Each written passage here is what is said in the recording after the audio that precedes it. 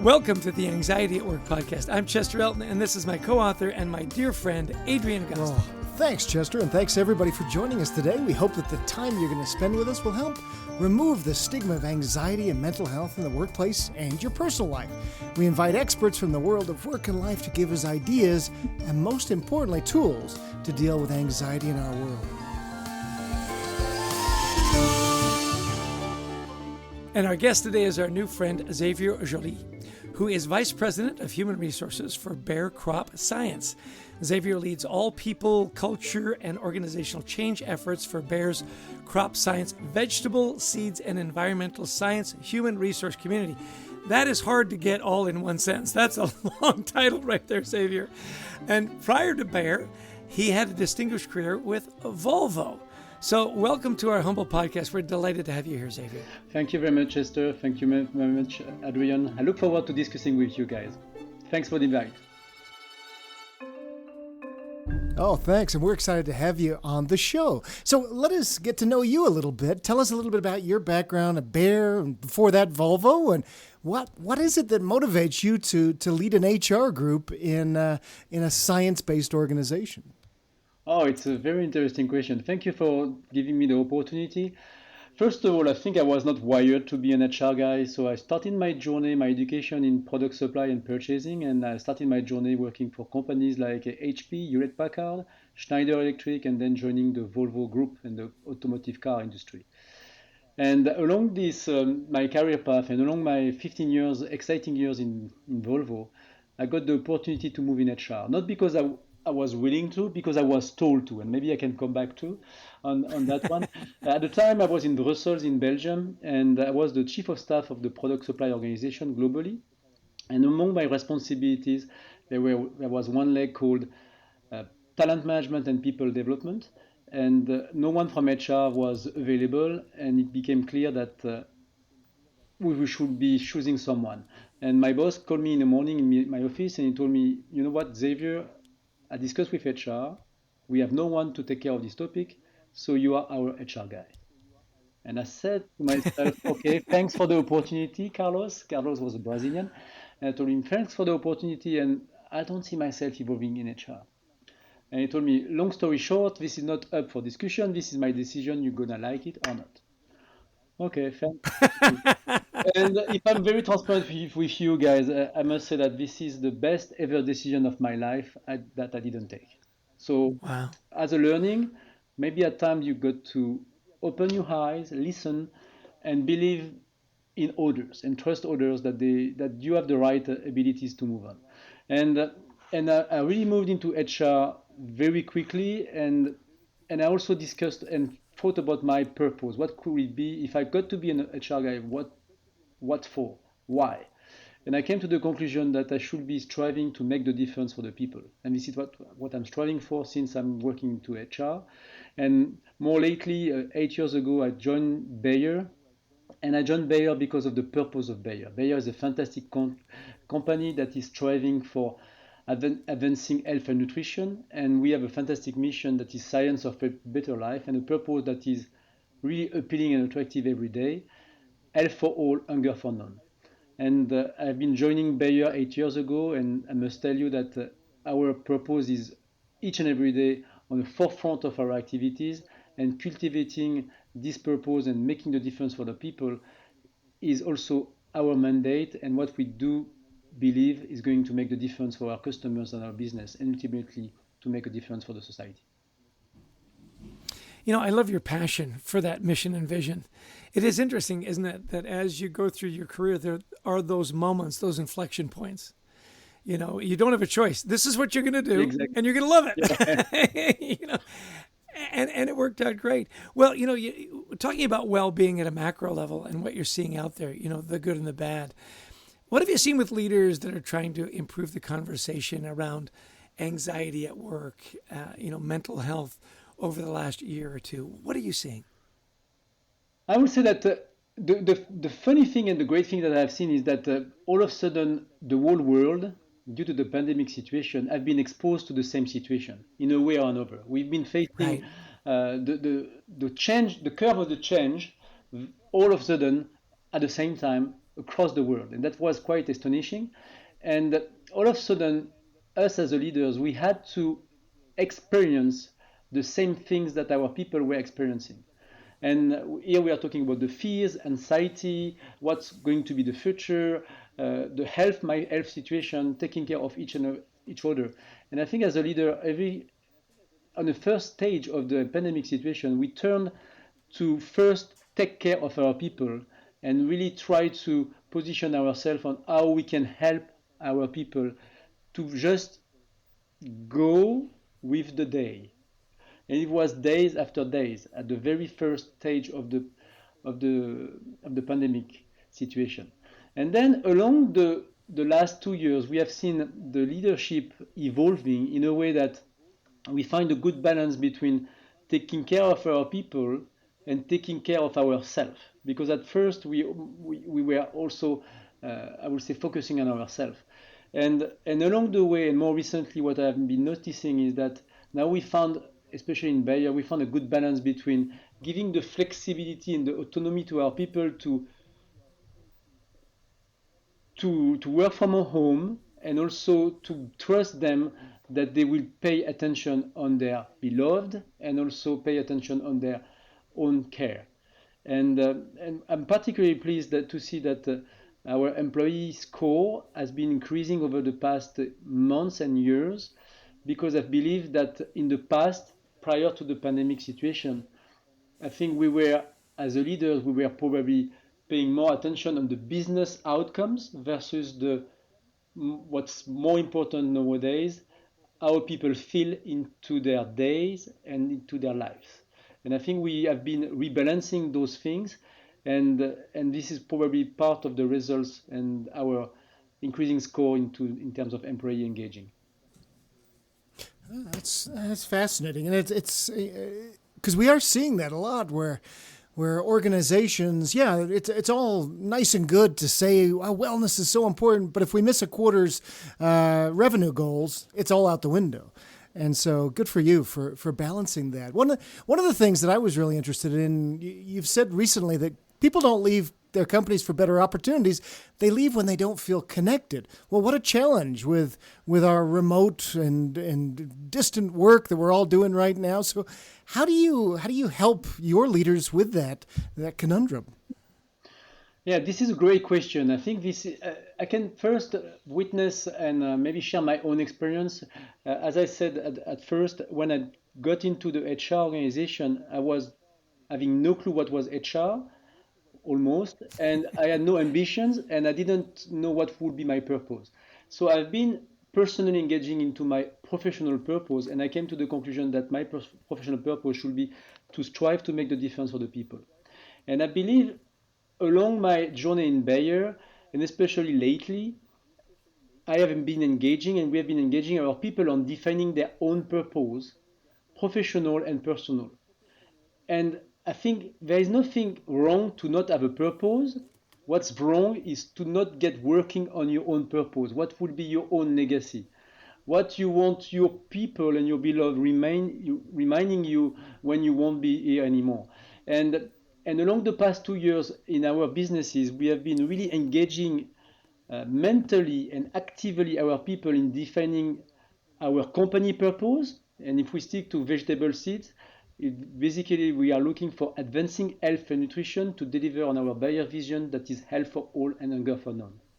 And nowadays we know that if we pay attention on what we eat and how we practice and how we play, we know that it's going to have an effect on our own health situation. It's been a way for us to further engaging our people into the journey of defining their purpose. And along this journey, we also have encouraged and help our people to define their own purpose. Why are they there? What do they want to do? What do they want to achieve? And ultimately, they all have been progressing. I'm not sure that all of our people have been defining their true purpose. It doesn't matter. I think what's important is that they have engaged themselves into the path, into the journey. And along that, we also have been creating and developing an environment where people feel safe to be truly themselves, because we truly believe that people play at their best when they are truly themselves. And we practice and we encourage and foster our people to practice what I call the authentic leadership mindset, which is be yourself, trust yourself and others, and move forward. Moving forward is the ultimate stage where I think what's required in our environment and the pace it goes, it's really to get our people moving forward with the feeling that if I'm making a mistake, there is nothing wrong because my leaders will back me up. You know, Xavier, you used some really interesting language there about defending the mission and vision and value, that people play better when they have that emotional connection.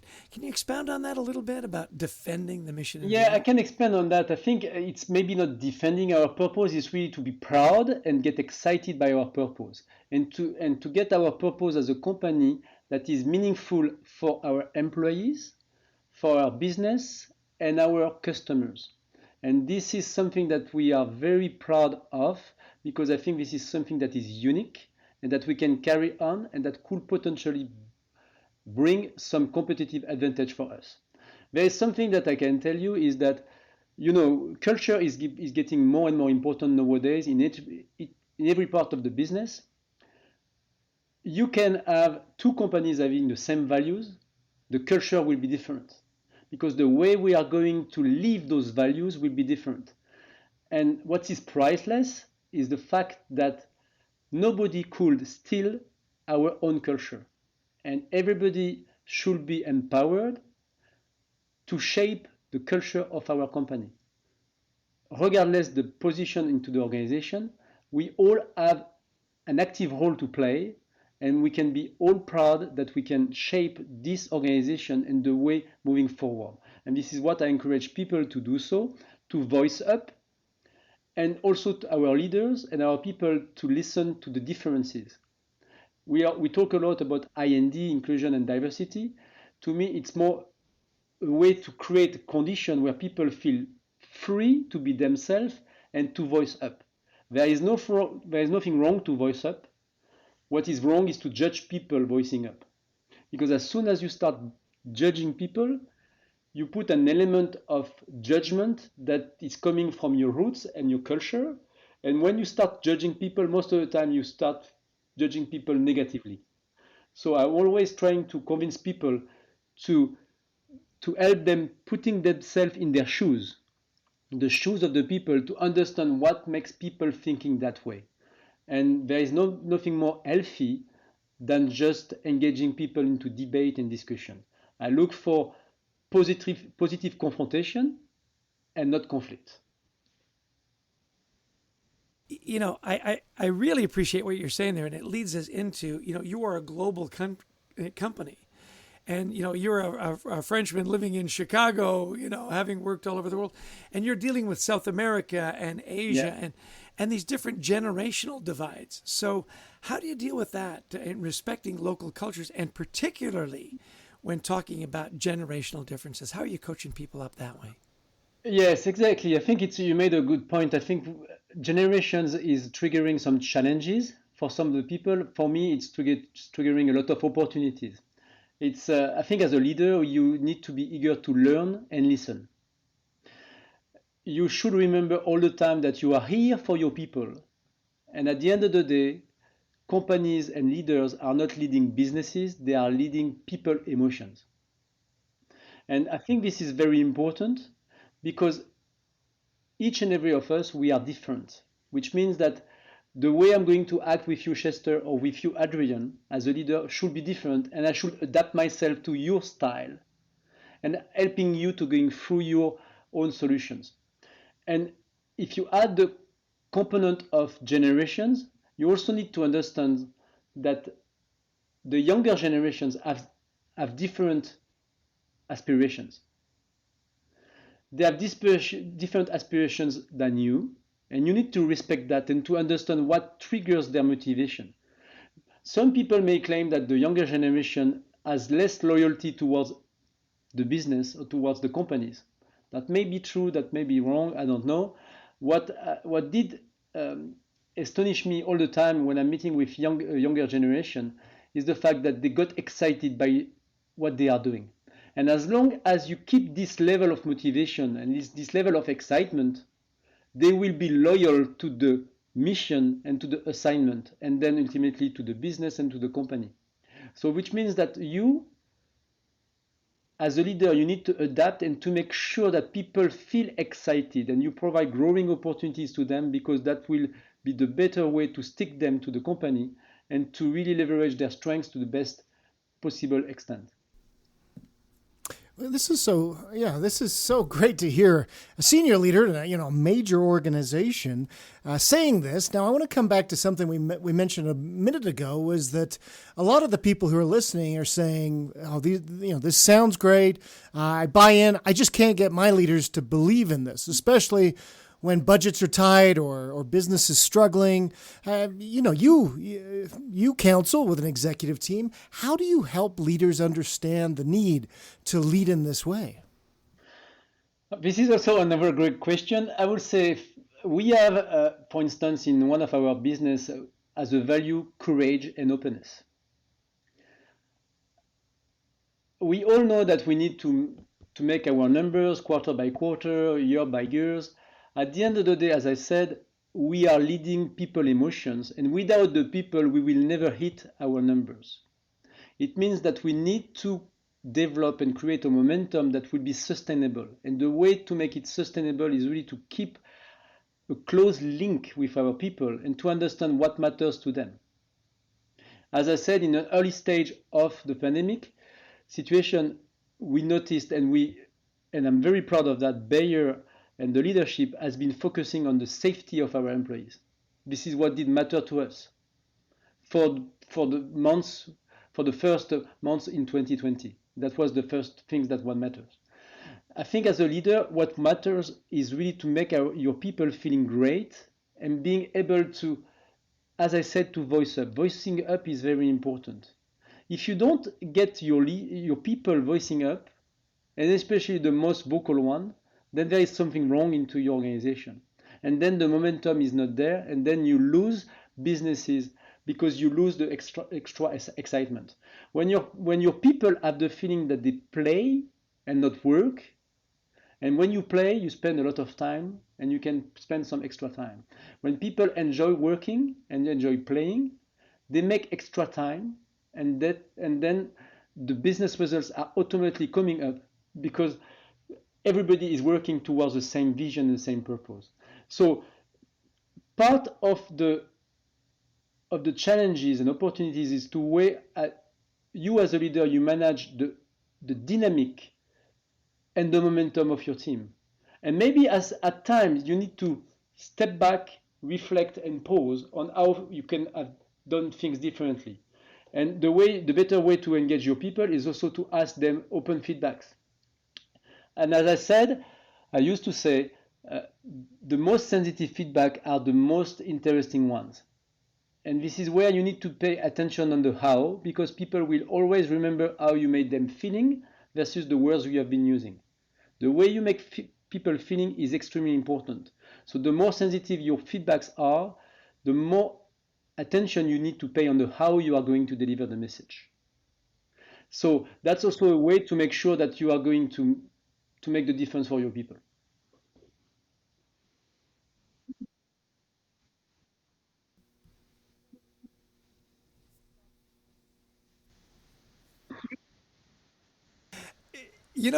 Xavier, we're always interested in rituals of self-care for successful people. So why don't you talk about some of the things that you do to maintain your personal mental health? This is even a greater question than the one that Adrian asked. That's an inside joke, by the way, but we still are interested in your personal rituals. Yeah, I think, so go ahead.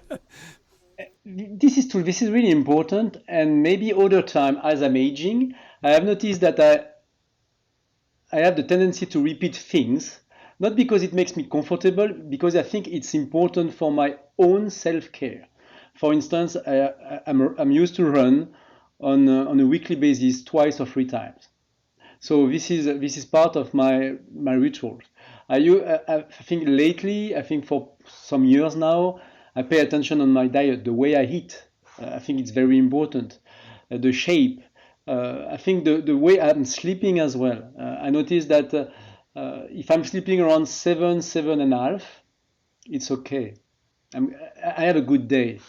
If I'm sleeping less, I feel less energized, or I think having less energy on the day after. So I think it's everything is relative to each and every one. You need to pay attention on few things, few details that matter to you and that makes you in a good shape. I have noticed that at times I also need to spend time only for me. I'm used to book meetings for myself in my own calendar, and I'm the only one that can open the calendar. And I'm saying that to my team. They know that I have that into my calendar. They don't know exactly when it is. And it's on purpose because otherwise they will play with it.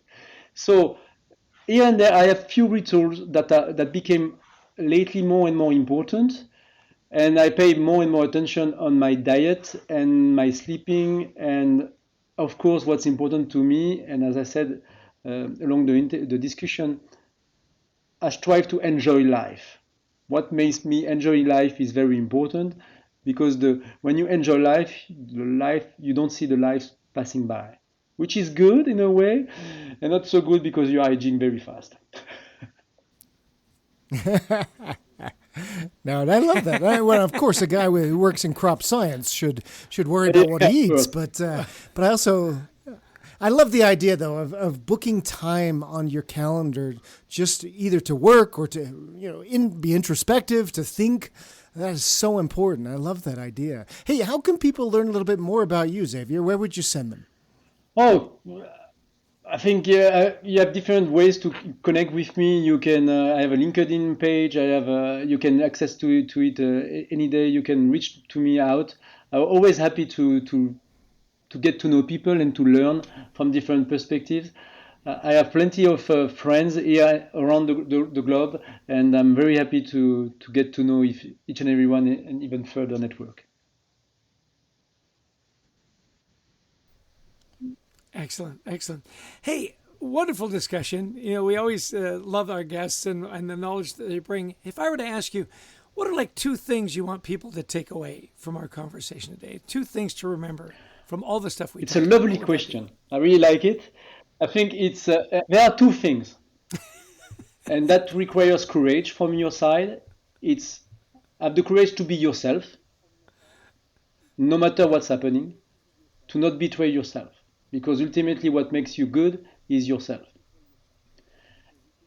And trust yourself and others. Trust yourself in a way that you have the courage to move forward. Although you may feel some resistance, trust yourself that you have the ability to move forward, and trust others that they will be here to help you out and to make you a better person days after days. Wonderful. Thank you so much. We really appreciate you having on the show. Thank you, Chester. Wonderful. Thank you, Adrian. Thank you. So, Adrian, we have lots of guests. Not many that have as delightful an accent as Xavier. No. That's Chicago accent. He's French. Oh, okay. That makes sense. Oh, yeah. Well, from the French part of Chicago, yeah. At any rate, there were a lot of good nuggets in there. What were some of your takeaways? What I love, and there were so many, I've got 3 pages of notes, but what I really liked was this idea of paying attention to our people. Why are they here? And, they're in crop science, so, there's a reason that somebody works in crop science versus cosmetics or oil and gas. And so are you linking people to your mission? Because especially younger people, you want to keep them engaged and bring down anxiety levels. Let them know how important their work is. I think that was great. And isn't that interesting too? Am I making a difference is really important, really to everybody, especially though for the younger generation that's coming up. They want to know that they're making a difference. I'll tell you, one of my big takeaways was as the pandemic hit, and we've heard this before, all of a sudden the whole world had the same experience. I mean, when has that ever happened, right? And initially it was, let's take care of our people and take it a day at a time. And then it morphed into, and oh, by the way, take care of yourself. Was a huge takeaway for me. And then the part that really resonated with me is what we try to do in crop sciences is help people find and define their purpose. And not everybody has it well defined, and that's okay. Let's help them on their journey, because when people find their purpose, they're more productive, they play better, we've got a better culture. So it wasn't just like, let's meditate on our belly buttons for, It was, I want you to find your purpose so that work is more meaningful for you. We are better at what we do. We serve that ripple effect in finding your purpose. Well, another thing that was very powerful to me is, okay, you want to bring down anxiety levels, increase wellness, let people have a voice. But what I thought was really powerful, he said, don't judge people who voice up, which basically means I'm going to speak up. Well, you're going to start judging me. You're going to start figuring out, I'm the squeaky wheel, etc. He says, what we look for is positive confrontation, not conflict, but positive confrontation. I just thought that is a great training aspect to teach leaders. This is what we're looking for. Yeah. And you don't often put those two words together, right? Positive confrontation. Really is that possible? And they've found a way. Well, ridiculous conversation. What else would you add as we kind of wrap up? Because for me, those were the two you and I, takeaways. We've both worked for Bayer. We've both given several speeches to Bayer, different divisions. It's a huge organization, and it's an organization that really lives its mission of science for a better life. And what I loved was he threw out a couple of their values, courage and openness. How many times, Jess, if we got into an organization, we ask, well, what are your values? And they go, I'm not exactly sure. They're around here somewhere. Let me go look them up. And we go, never mind. It doesn't matter. Yeah. There's a poster in the cafeteria. Yeah. I know they're around here somewhere. Very mission-driven organization. And we're not promoting them. We're just saying they really do live this. They live their values. They live their mission. This isn't rocket surgery or rocket science or dental surgery or whatever it is. It's simple stuff where you define your mission, vision, values, and you live them every single day. That's what Bayer's doing, and good for them. Yeah, and his two takeaways, which I thought were just so to the point, is have the courage to be yourself and have the courage to trust others. He talked about in Bayer, we want this trusting culture. Have the courage to be who you are and the courage to trust others. Well, another great podcast. And of course, a special thanks to our producer, Brent Klein. When you get the finished product of this podcast, believe me, there was a lot of editing going on. So, Brent, we really appreciate that. And to Christy Lawrence, who finds our amazing guests, and especially for those of you who listen in and hopefully share this podcast with your friends. Yeah, if you do like the podcast, please share it. Please download it so we can continue to build this community.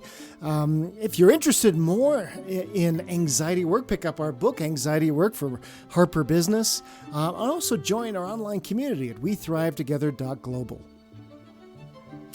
Well, as always, thank you for your time. Hopefully there are some great takeaways on how you can deal with your anxiety.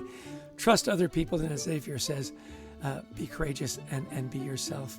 Well, that's another show in the can, and we release them every Friday. So hopefully it's a great way for you to start and have a great weekend, of course, unless you have other plans. And how did I say that in such an awkward way, Adrian? See you next Friday, everybody. Cheers.